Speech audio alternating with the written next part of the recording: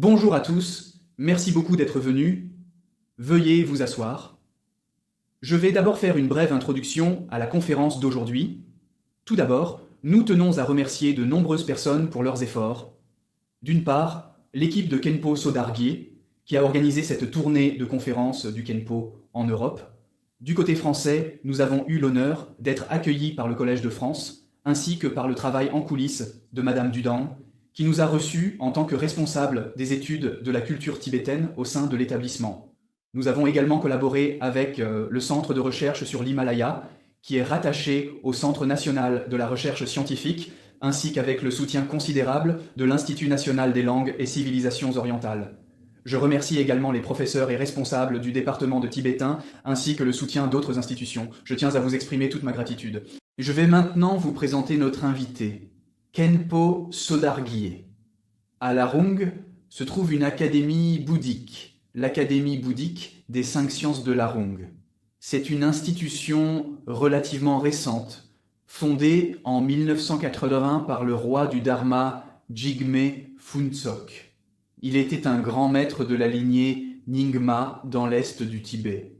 Au début, ce n'était qu'une petite académie, le roi du Dharma n'avait autour de lui qu'un petit nombre de disciples. Elle est ensuite devenue l'une des plus importantes académies du bouddhisme tibétain et même la plus grande académie bouddhique actuellement. Le roi du Dharma Jigme Phuntsok était un grand maître renommé de l'école Nyingma, particulièrement en tant que transmetteur de la lignée du Dzogchen. Il est entré dans le Nirvana en 2004. Il avait lancé une initiative remarquable. Au Tibet, il fut l'un des premiers à s'opposer à l'abattage des animaux. Aujourd'hui encore, cette tradition perdure dans ces régions. De nombreuses personnes étudient à Larung, des milliers de moines, des milliers de nonnes et des milliers de laïcs. Parmi eux, certains sont d'ethnie Han. Tibétains, Han et étrangers s'y retrouvent tous ensemble. Kenpo Sodarguier est originaire de Luhuo, dans la région du Kham. Il a pris l'ordination monastique à Larung en 1985. Cela fait maintenant plus de 30 ans qu'il est moine. Il a achevé tous ses cursus avec d'excellents résultats et est devenu l'interprète du roi du Dharma pour la transmission des enseignements aux disciples Han. Par la suite, le roi du Dharma a directement nommé le Kenpo pour qu'il commence à enseigner. Le Kenpo est aujourd'hui l'un des principaux enseignants de l'Académie bouddhique. Il y a plusieurs aspects importants à mentionner concernant le Kenpo. Il s'est consacré à la traduction d'un grand nombre de textes classiques tibétains en chinois. Il a traduit de très nombreux sutras et traités et a donné de nombreux enseignements. Il est véritablement l'une des figures les plus influentes du bouddhisme tibétain contemporain. Il a donné des conférences dans de nombreuses universités en Chine et il effectue maintenant une tournée de conférences dans les universités occidentales. Il y a certaines choses que vous ne savez peut-être pas. Par exemple, il se rend dans les prisons chinoises pour enseigner le dharma aux détenus. Cela fait partie de ses nombreuses activités d'enseignement. Il accorde également une grande attention à la place des femmes dans le bouddhisme tibétain, ce qui est justement le thème de notre conférence d'aujourd'hui. Pour cette conférence, nous avons choisi le thème de la place des femmes. Pourquoi ? Parce que dans le bouddhisme tibétain, la place des femmes est tout à fait particulière. Si nous observons le développement récent du bouddhisme tibétain, notamment dans l'est du Tibet, le bouddhisme tibétain s'est développé très rapidement ces 10 dernières années. De nombreuses pratiquantes et nonnes sont apparues. C'est donc un sujet qui mérite une attention particulière. Je laisse maintenant la parole au Kenpo pour qu'il nous en parle.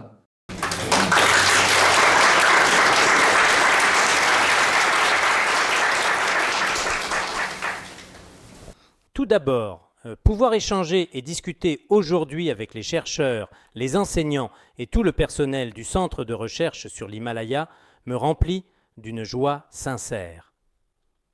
Le centre de recherche sur l'Himalaya m'avait invité aux alentours de 2013. J'avais reçu la lettre d'invitation à l'époque, mais pour diverses raisons, je n'avais pas pu venir. Cette fois-ci, nous profitons de ce moment pour discuter ensemble avec vous, sous forme de questions-réponses, pour échanger mutuellement.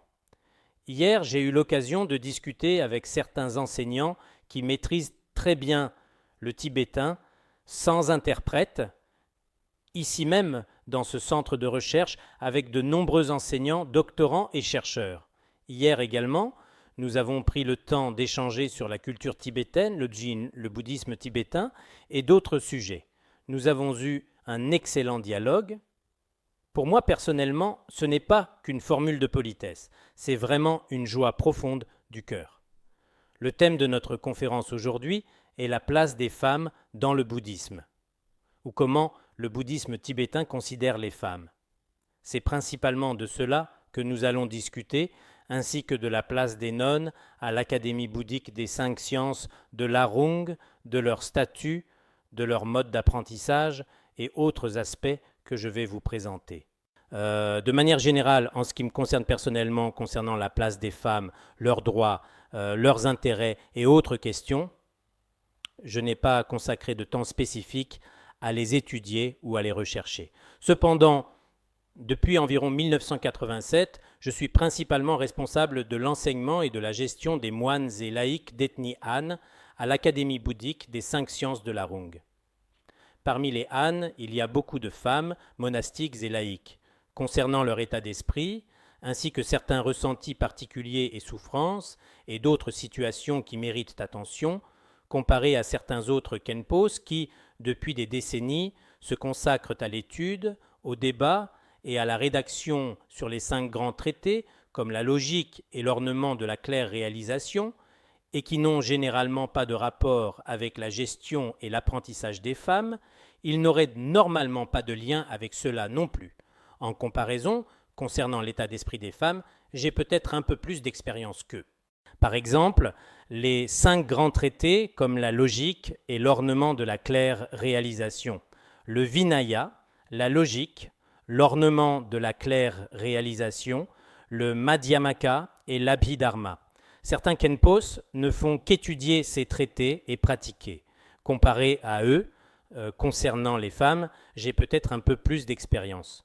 De mon point de vue personnel, dans le bouddhisme ou le bouddhisme tibétain, les phénomènes d'humiliation, de dénigrement ou de mépris envers les femmes, je pense qu'il n'y en a pas. Cependant, comme il est dit dans les vœux de libération individuelle, les monastiques doivent observer des préceptes purs. Il y est mentionné certains défauts liés aux femmes ou la nécessité de se tenir à distance des femmes. Ces aspects sont effectivement mentionnés dans les sutras. Par exemple, dans certaines religions occidentales, si l'on est une femme, certaines fonctions religieuses importantes, comme celle de pape, ne peuvent pas être assumées par une femme. Concernant les affaires religieuses importantes, elles doivent être accomplies par des hommes. Les femmes ne peuvent pas les assumer.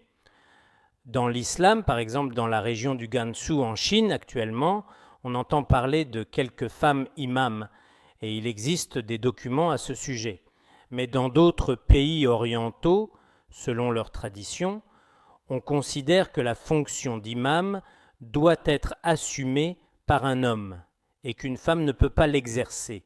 Ce genre de situation n'existe pas dans le bouddhisme tibétain. En Inde, peut-être en raison de leurs coutumes ou peut-être des traditions religieuses, il existe de grandes différences entre hommes et femmes. Historiquement, si le chef de famille décédait, son épouse devait suivre la dépouille de son mari, soit pour être enterrée avec lui, soit pour être incinérée. C'était une tradition. Plus tard, certains dirigeants indiens ont aboli cette tradition, mais on dit que dans certaines régions de l'Inde aujourd'hui, la tradition voulant que l'épouse accompagne son mari dans la mort existe encore. Cela a été rapporté dans de nombreux journaux et médias. Quand nous allons en Inde, nous constatons aussi que, selon certaines coutumes locales indiennes, par exemple dans un hôpital, si une femme accouche et donne naissance à un garçon, tout le monde se réjouit. Mais si c'est une fille, la vie sera parsemée de nombreuses difficultés pour la famille et bien sûr beaucoup de sentiments de déplaisir. Ce genre de situation n'existe pas dans notre région tibétaine. Si l'on étudie en détail notre région tibétaine, ou si l'on apprend à la connaître progressivement, la plupart des érudits tibétains sont également des hommes. Du point de vue des monastères, les monastères de moines ont été historiquement plus nombreux. Les monastères de Jomo, les nonnes, sont très peu nombreux. Actuellement, les monastères d'Yarchengar et l'Académie de Larung au Tibet comptent relativement beaucoup de Jomo, mais cela ne date que des années 1980. D'un point de vue historique, dans certaines régions du Tibet, si une femme prenait l'ordination, elle pouvait encore faire l'objet de dénigrement ou de mépris. Pourquoi dis-je cela? Par exemple, parmi les érudits tibétains, pourquoi y a-t-il moins de femmes que d'hommes? Notre académie bouddhique a une équipe de recherche sur les textes classiques Arya Tara, principalement composée de Khenme et de chercheuses qui se sont organisées. Elle n'existe pas depuis très longtemps, seulement environ 4 ans. Durant ces 4 années, elles ont édité 16 volumes de recherche. Il s'agit principalement de biographies de femmes accomplies du passé. Quelques-unes d'Inde, mais la plupart sont des biographies de femmes accomplies tibétaines. 16 volumes ont déjà été publiés.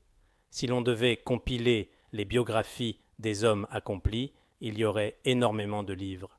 Mais actuellement, hormis ces 16 volumes, on ne trouve guère plus de documentation. Dans l'histoire tibétaine, il n'y avait pas beaucoup de monastères de femmes, comme je l'ai mentionné précédemment.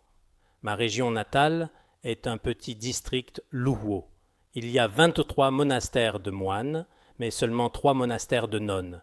Notre district compte plus de 50 000 habitants. Donc, historiquement, les monastères de femmes étaient vraiment peu nombreux, tandis que les monastères d'hommes étaient relativement nombreux. Du point de vue de la situation au Tibet, les monastères équivalaient aux écoles d'aujourd'hui. En termes de lieux d'éducation, les hommes tibétains avaient relativement plus d'endroits pour étudier, tandis que pour les femmes, historiquement, les monastères ou écoles pour femmes étaient moins nombreux. D'un point de vue bouddhique ou historique, quant à savoir s'il y a inégalité ou injustice entre hommes et femmes, on ne peut dire ni qu'il y a injustice, ni qu'il y a parfaite équité. De manière générale, si l'on examine l'histoire mondiale, orientale et occidentale, ou l'histoire des religions, si l'on compare les capacités des femmes et des hommes, à certains égards, les capacités des femmes sont même supérieures. Par exemple, lorsque certains êtres souffrent par instinct féminin, elles éprouvent de la compassion ou prennent sur elles cette souffrance. Les sutras bouddhiques enseignent également que les femmes ont de la compassion envers les êtres. Du point de vue des qualités, les femmes possèdent certes de nombreuses qualités, mais comparées aux hommes, du point de vue des capacités, il y a effectivement de nombreux domaines où elles ne peuvent pas égaler les hommes. Je pense que de telles situations existent aussi.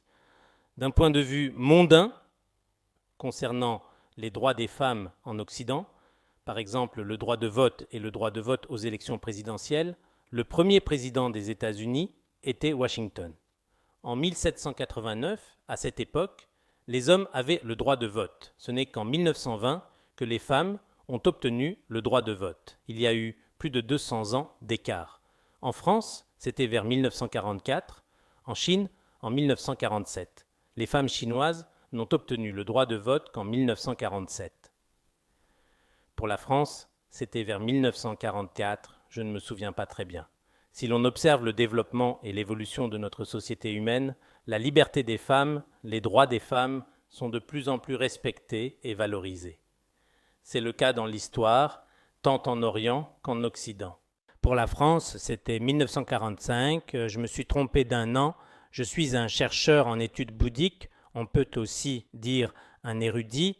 Quelle est la place des femmes dans le bouddhisme? De manière générale, dans le bouddhisme du Sud ou le Theravada, pour que les monastiques puissent préserver leurs vœux, il est dit que les femmes sont source de défauts, racines des afflictions.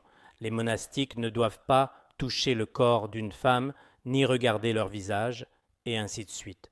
Dans les préceptes monastiques, ces choses sont interdites. Dans les sutras et traités du Theravada, il est également dit que le corps féminin est impur, qu'il est en réalité composé de 36 substances impures, comme le sang, le pus, la chair, les os, et ainsi de suite. Cela est dit du point de vue des moines. De la même façon, du point de vue des nonnes, il est également dit que le corps masculin est en réalité impur, que l'homme est la racine des afflictions et la source de tous les défauts. Cela est également enseigné dans les sutras et traités. Par exemple, dans la précieuse guirlande des avis au roi du Bodhisattva Nagarjuna, cela est clairement expliqué. Certains pensent que le bouddhisme est injuste, qu'il parle beaucoup des défauts des femmes, mais je ne pense pas ainsi. Car que ce soit le corps masculin ou féminin, en vérité, si l'on ouvre la peau extérieure, à l'intérieur il y a du sang, de la chair, du pus, de la moelle osseuse. Si l'on observe en détail, on ne trouvera vraiment pas cela propre, agréable ou plaisant. C'est pourquoi les enseignements bouddhiques sont conformes à la réalité. Certains pensent que les textes parlent de nombreux défauts des femmes et considèrent donc que le bouddhisme est injuste. Mais en réalité, ce n'est pas le cas. Pourquoi?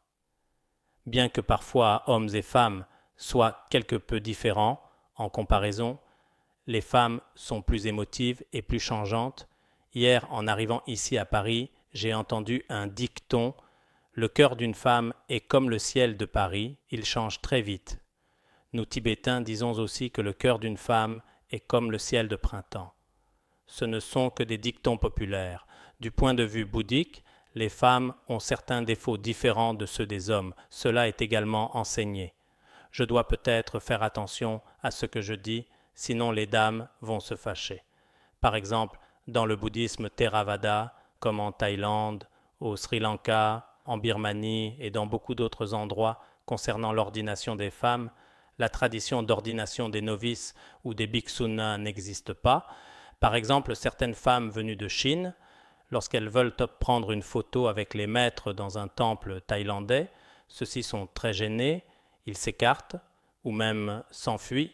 Mais en Chine, prendre une photo avec les maîtres tibétains ou chinois, ce n'est pas un problème. Il est donc important de comprendre les différentes traditions bouddhiques. C'est très important. Dans de nombreux endroits comme la Thaïlande, il n'y a pas de tradition d'ordination des bhiksu no. En Chine, il existe une tradition d'ordination des bhiksu no. Elle existait autrefois et existe encore aujourd'hui. Au Tibet, actuellement, il n'y a pas de vœu de bhiksun.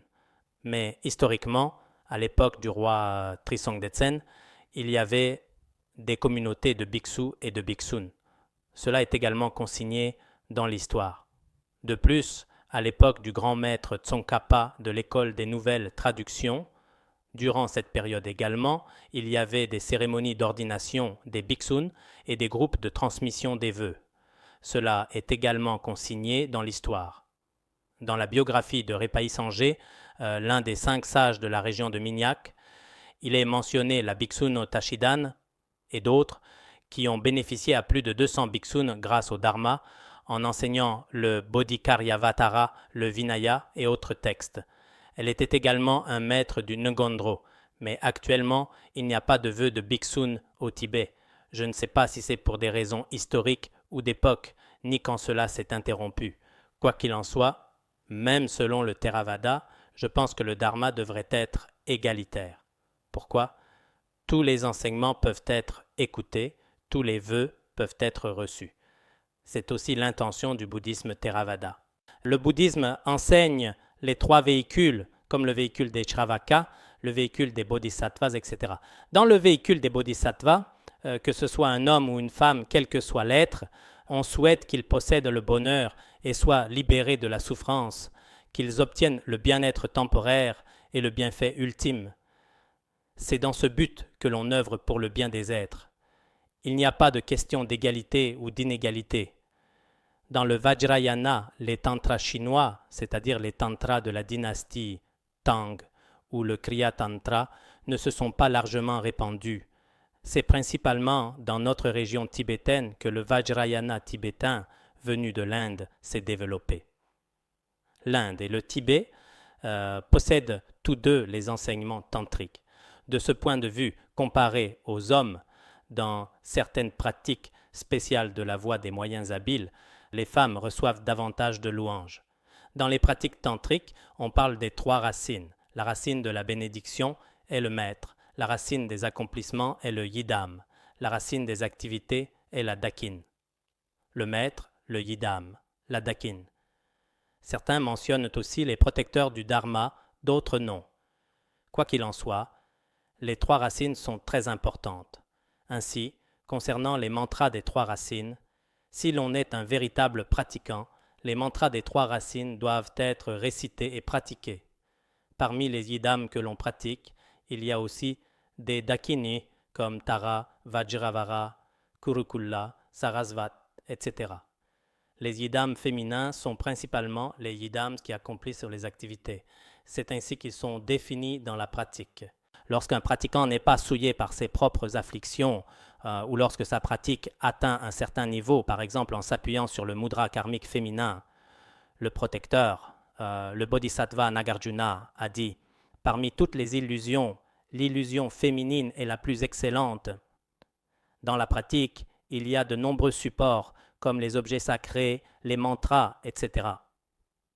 Tout cela est illusoire, sans nature propre. Parmi eux, le mudra karmique féminin est le plus excellent, c'est ce qui est enseigné.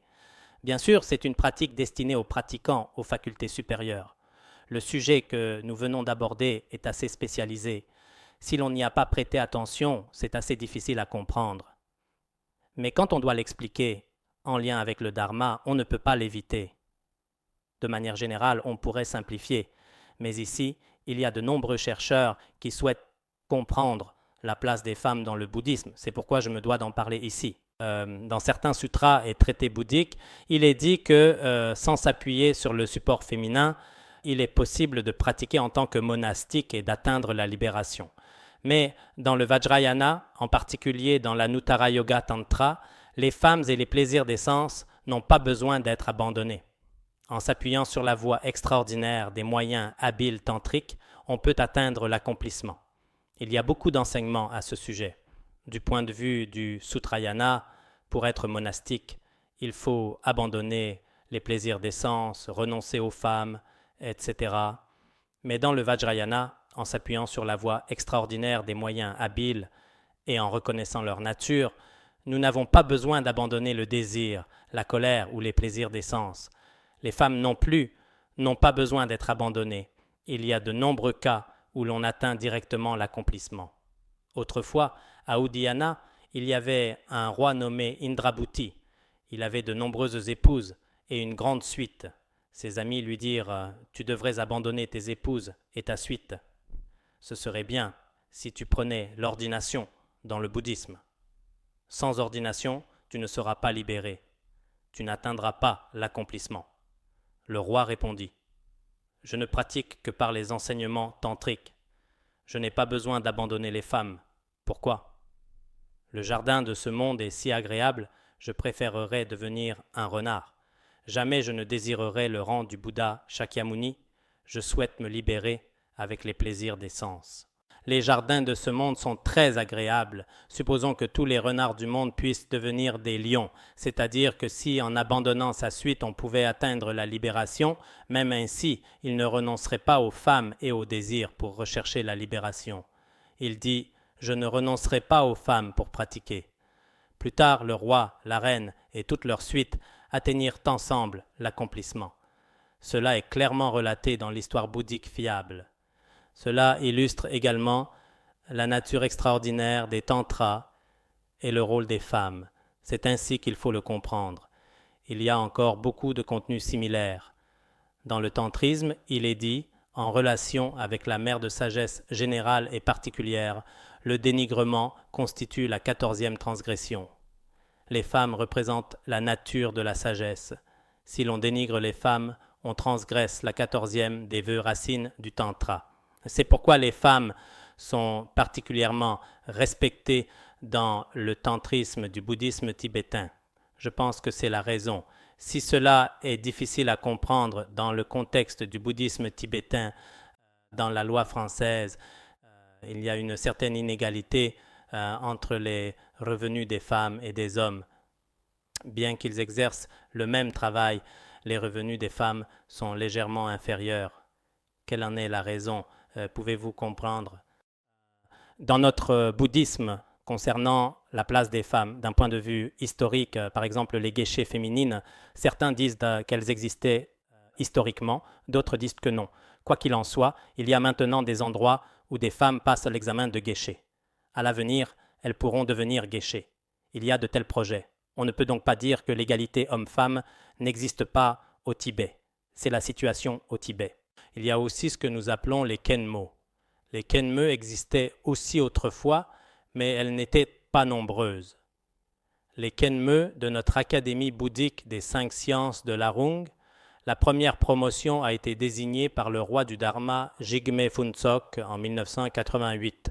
Actuellement, la directrice de notre académie est la Dakina Muntso, ainsi que d'autres comme Paltro, Rexi, soit 6 kenmo au total. Il y a plus de 20 ans, en 1988, l'Académie de l'Arung a désigné pour la première fois 6 kenmo. À l'époque, il n'y avait pas de certificat. Ce qu'on appelle kenmo dans notre bouddhisme tibétain équivaut à un doctorat, c'est un niveau assez élevé. La deuxième promotion de kenmo désignée par l'Académie de l'Arung date de février 1992. À cette époque, il y avait environ une dizaine de kenmo. Parmi elles, 2 bhiksunes chinoises ont également obtenu le titre et le certificat de kenmo. Actuellement, l'Académie compte environ une 50aine de kenmo responsables de la gestion des différentes classes et départements. Par exemple, elles enseignent les 5 grands traités comme le Madhyamaka, la logique, etc. Elles sont responsables de l'enseignement et de la gestion des différentes classes. C'est la même chose pour les moines. Les Khenpo sont également responsables de l'enseignement et de la gestion des différentes classes. Tout cela est égalitaire, il n'y a pas de différence. Dans notre culture tibétaine, le plus haut niveau de culture est la culture bouddhique. Et dans le bouddhisme, le plus haut niveau, ce sont les enseignements et les initiations. Ce sont les activités du maître Vajra. Actuellement, que ce soit pour les enseignements ou les initiations, ces activités sont également accomplies par des femmes. Je pense que les capacités de chaque personne, leur vision, ainsi que leur sagesse et leurs moyens habiles, qu'il s'agisse d'hommes ou de femmes, présentent de grandes différences. Par exemple, dans le bouddhisme ou le bouddhisme tibétain, chaque personne, selon sa nature, ses facultés et ses aspirations, peut choisir la pratique qui lui correspond. Chacun a la possibilité de choisir. C'est pourquoi, quelle que soit la personne, si l'on réfléchit sérieusement à la signification de tout cela, je pense que c'est vraiment conforme à la réalité et plein de sens. Aujourd'hui, au-delà de ces contenus, nous devons principalement adopter une attitude impartiale envers le dharma, la science et toutes les cultures. Je pense que l'observation est très importante.